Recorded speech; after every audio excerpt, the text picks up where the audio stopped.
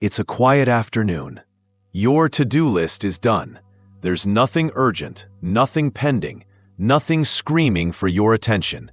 So you sit down, you take a breath, you rest, and within minutes, you feel it. The guilt, that creeping sense that you should be doing something. That rest is indulgent, that you're wasting time. You look at your phone, you mentally scan for a task. You try to justify why sitting still should feel okay, but it doesn't, because somewhere deep inside, you've learned that doing nothing is the same as being nothing, and you're not alone. So many of us feel uncomfortable in stillness. We equate busyness with worth. We wear exhaustion like a badge of honor. We apologize for rest as if it needs to be earned. But why? Why does peace feel like failure? Why does slowing down feel unsafe? Why do we feel guilty for simply existing? In this video, we're going to explore that. You'll learn where this guilt comes from, how your brain and culture trick you into believing rest is laziness, and how to start reclaiming your right to stop without shame. Because you don't need to earn your worth through constant motion. You're allowed to rest, to breathe, to just be. When rest becomes a threat, rest should feel natural, but for many of us, it doesn't. It feels foreign, unsettling, almost dangerous. And here's why. In the world we live in, stillness isn't celebrated. It's questioned, it's judged, it's labeled as laziness, or worse, wasted potential. From a young age, we're conditioned to equate productivity with worth. Gold stars, report cards, trophies, deadlines. We're taught that what we do is who we are. So when you stop doing, when you rest, your brain sounds the alarm. Are you falling behind? Shouldn't you be doing something useful? Don't be unproductive. In survival terms, your nervous system interprets this as risk, and it reacts accordingly. Anxiety, guilt, restlessness, mental scanning for tasks. Not because rest is unsafe, but because your brain has learned to associate motion with safety. It's not just cultural, it's neurological. When you're constantly rewarded for doing, your brain wires itself to seek validation through effort. And when that effort pauses, you feel exposed, like something bad might happen if you stay still too long. So instead of relaxing, you fidget, you refresh your inbox, you open tabs you don't need. You keep moving because motion feels like protection. But here's the cost. You never actually recharge. You stay in a loop of activity that looks impressive from the outside, but leaves you hollow inside. Rest becomes the thing you run from, even as your mind and body beg for it. But the truth is, rest is not a threat. It's not a luxury. It's not a sign of failure. It's a basic human need. And if your brain panics in stillness, it's not because you're broken. It's because somewhere along the way, you were taught that your value comes from doing, not from simply being. But that belief, it can be unlearned. The inherited voice that says you're lazy. When you sit down to rest and that pang of guilt creeps in, whose voice do you hear? Maybe it's a parent who always kept busy, who only sat down when the work was done, and the work was never done. Maybe it's a teacher who praised you for overachieving and shamed you for not applying yourself. Maybe it's a culture that idolizes hustle and treats exhaustion like a badge of honor. Somewhere along the way, you absorbed a message. If you're not doing something, you're wasting time. If you slow down, you'll fall behind. If you rest, you're lazy. And even now, years later, those voices live inside you. They show up every time you try to take a day off. They whisper when you cancel plans to stay home. They taunt you when you pause to breathe, to think, to simply be. But here's what's important to know. Guilt doesn't always come from what's true. It often comes from what you were taught. You didn't invent that inner critic. You inherited it. From a world that made rest conditional. from systems that praised performance over presence, from people who only felt safe when they were busy and passed that anxiety on to you. And now, even when your body is begging for a break, your brain argues, "You haven't earned this. There's more to do. Don't be selfish." But let's be clear, rest is not selfish. It's not lazy. It's not something you need to apologize for. It's a rebellion in a world that wants to keep you running. It's a form of healing your past and rewriting your future. Because every time you choose to pause, to sit in stillness without guilt, you're breaking a generational pattern that says you have to earn your right to exist. And that's not laziness. That's liberation. When self-worth is measured in output, you've had good days, not because you felt peaceful or present, but because you were productive. You checked the boxes, you got things done, you were efficient, useful, needed, and you felt valuable. Because somewhere along the way, you began to measure your self-worth by how much you accomplish. It's subtle at first. You feel better on days when you're busy. You feel anxious on days when you're not. You tie your mood to your momentum. But then it becomes your identity. You're not just someone who gets things done. You're someone who has to get things done to feel like you matter. And without realizing it, your life becomes a performance. Your calendar becomes proof of your importance. Your achievements become armor. Until one day, you stop doing. Maybe by choice. Maybe because you're forced to. And suddenly the silence feels unbearable. You don't know who you are without something to prove. Because when your value is tied to output, rest feels like erasure.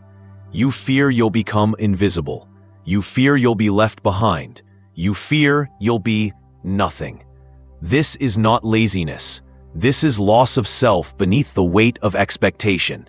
You've learned to earn your place in every room, to justify your existence with action, to confuse self-worth with self-sacrifice. But here's what no one tells you. You are not a machine. You are not here to produce endlessly. Your value is not transactional. You don't become less when you do less. You are not only worthy when you are useful. You are worthy when you are still, when you are quiet, when you are doing absolutely nothing. Because rest doesn't subtract from your worth. It reminds you that you never had to earn it in the first place. The cost of relentless doing.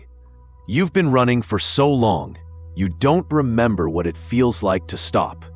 Every hour is accounted for. Every day, a checklist. Every moment of stillness fills you with the urge to fill it. With work, with worry, with something. Because doing is your default. And stopping feels wrong. But relentless motion has a price, and your body has been paying it. Fatigue that sleep doesn't fix. A tightness in your chest that never fully leaves. Headaches, backaches, tension you've normalized. Your mind pays too. Restlessness, irritability.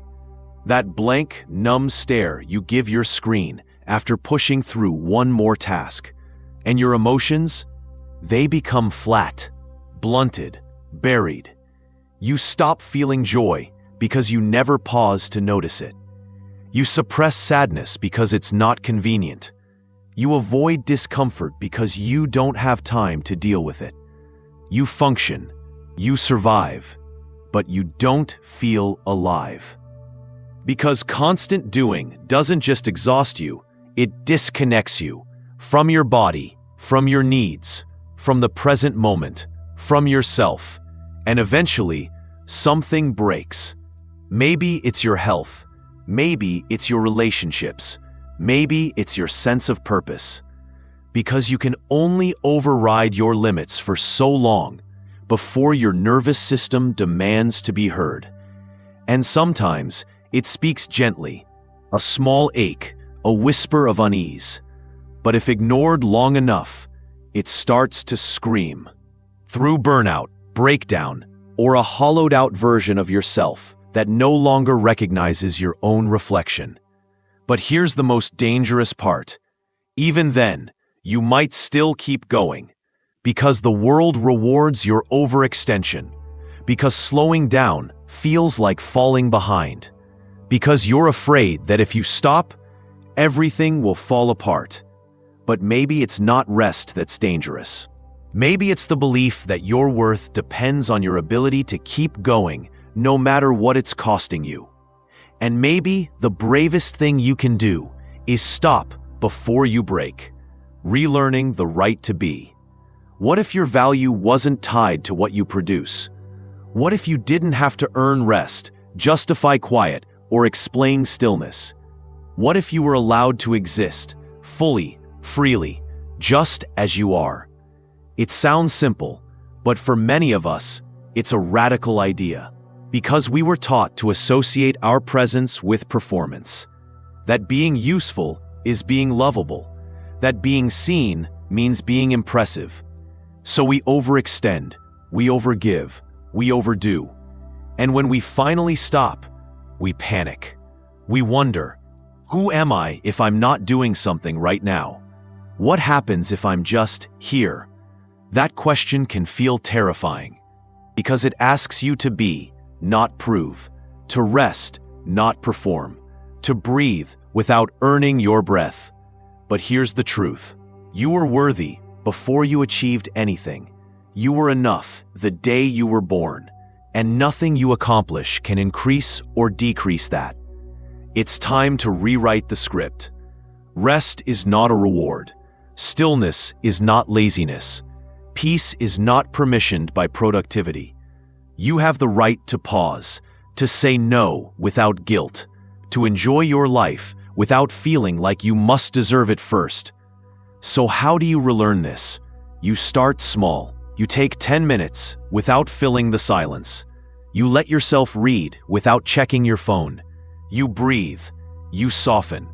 You notice how uncomfortable that stillness feels, and you stay anyway. Because that discomfort, it's not proof you're doing something wrong. It's proof you're stepping out of a system that taught you to hustle for your own humanity. And slowly, moment by moment, you begin to remember you are not your output. You are not your usefulness. You are not your checklist. You are you, even when you're doing nothing. And that is enough. Rest isn't weakness. It's not a luxury. It's not something you earn after you've proven your worth. Rest is sacred. It's the space where you return to yourself, where the noise softens, where your nervous system exhales, where your soul remembers it doesn't have to fight to be enough. But the world won't give you that space. It will keep rewarding your overextension. It will keep applauding your hustle. It will call you driven when you're actually drained. So you have to choose it for yourself. You have to claim it, not just as a break, but as a boundary. Because your humanity deserves rest, your heart deserves quiet, and your worth was never meant to be measured by how much you get done. So the next time guilt shows up when you slow down, don't fight it, just notice it, and remind yourself, I am not lazy, I am not falling behind, I am coming home. Because doing nothing is not doing nothing. It's choosing presence. It's choosing peace. It's choosing to live, not just perform life. You were never meant to be productive every moment. You were meant to be whole, and wholeness includes rest.